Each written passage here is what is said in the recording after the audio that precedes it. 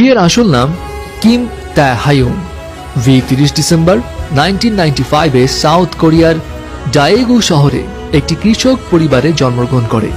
V তার 3 ভাই বোনদের মধ্যে সবার বড়। তার পরিবারের ফিনান্সিয়াল অবস্থা খারাপ হওয়ার কারণে ভি এর বাবা মা দুজনেই কৃষিকাজ করতেন। দ্যাটস ওয়াই ভি এর সঙ্গে তাদের খুব বেশি সময় কাটানোর সুযোগ হতো না, এবং ভি কিন্তু এই কারণে ছোটবেলা থেকেই তার দাদির কাছেই বড় হয়েছিল। ভি এক ইন্টারভিউতে জানিয়েছিল তার দাদি তাকে 14 বছর ধরে লালন পালন করেছে এবং তার দাদি তার অনেক কাছের একজন মানুষ ছিলেন। এনিওয়ে, কৃষক পরিবারে বেড়ে ওঠায় ভি এর ছোটবেলায় কোনো বড় স্বপ্ন তো ছিল না। সে খুব ছোট থেকেই ধরেই নিয়েছিল বড় হয়ে সে তার বাবার মতোই কৃষক হবে। বাট ভি এর এই চিন্তা ভাবনা টোটালি পাল্টে যায় যখন ভি তার বাবার ইন্সপিরেশনে স্যাক্সোফোন বাজানো শেখা শুরু করে। আর ব্যাস তখন থেকেই তার ভিতরে মিউজিকের প্রতি আগ্রহের বীজ একটু একটু করে বোনা শুরু হয়। কিন্তু এখানে একটা কথা আছে, ভি তার বাবার ইন্সপিরেশনে মিউজিকে হাতে খড়ি পেলেও তার বাবা মায়ের কড়া ইনস্ট্রাকশন ছিল মিউজিক নিয়ে ক্যারিয়ার পার্সিউ করা যাবে না। তবে ভি যখন ক্লাস 9-এ পড়ে তখন তার লাইফে আসলো আনপ্রেডিক্টেবল একটা টার্নিং পয়েন্ট। ভি যখন 9th গ্রেডে তখন সে তার বন্ধুকে সঙ্গ দেওয়ার জন্য biggest talent agency big hit এন্টারটেইনমেন্টের অডিশনে গিয়েছিল।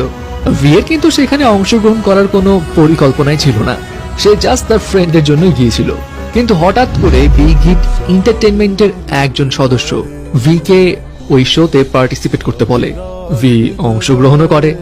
সারপ্রাইজিং বিষয় হচ্ছে, যেই মানুষটার পার্টিসিপেট করার কোনো প্ল্যানই ছিল না সেই মানুষটাই একমাত্র পুরো শহর জুড়ে সিলেক্ট হলো।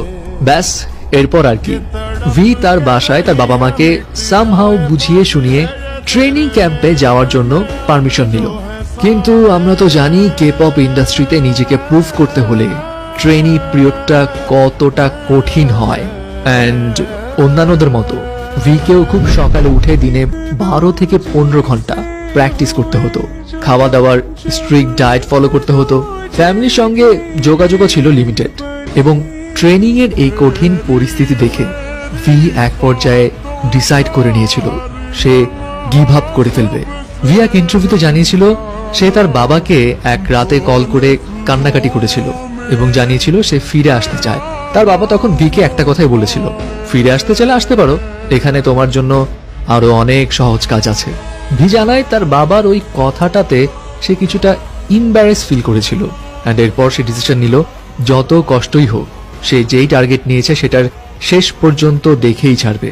আর 3 বছর কঠোর পরিশ্রমের পর ফল পেল ভি। 2013 সালে ভি বিটিএস ব্যান্ডে ডেবু করে।